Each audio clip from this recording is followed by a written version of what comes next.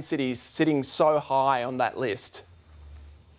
I think there's a number of factors, Dougal. One of the big ones was our uptake of flexibility at work since the pandemic. So we're having a lot of hybrid work where people are coming into work, maybe only a few days a week, saving on commuting and having more time available for things outside of work. And of course, our lifestyle, healthcare, housing, even though it's expensive, we ranked pretty well across a number of different areas. The right to disconnect was also listed as a major player there. Is it already having an impact in the workplace, do you think? Look, it's hard to say this early on, but definitely workers feeling like there isn't that pressure to take emails, to do meetings after they finish work from the day. That also encourages people to do exercise, spend time with family and friends. So I think it's almost like a psychological relief, and I think people are really embracing that. Helsinki, Oslo, Copenhagen, Stockholm, they all took out the top 4. How are they getting it so right? Look, I think those countries have always really embraced this idea that we don't work long hours, that there are more things outside of work. Australians historically have always worked long hours. We're in the bottom third of OECD countries in terms of the hours that we work. We do a lot of unpaid overtime each year.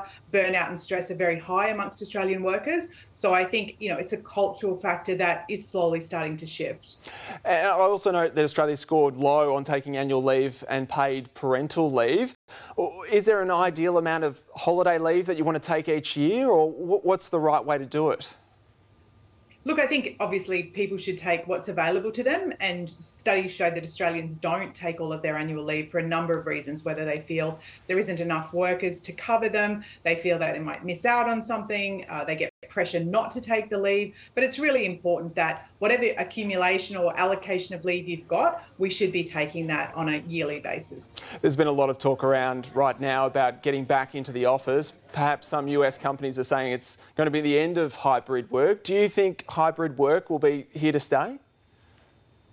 I think it is going to be here to stay, and we've seen, 73% of workers in a large American company who ordered a 5-day return to the week office, or return to the office week, have actually said that they're going to leave, they're looking for other jobs. And so there's a ton of research now that shows that there is a balance. There are definitely benefits for being in the office, but we don't need to do that every day.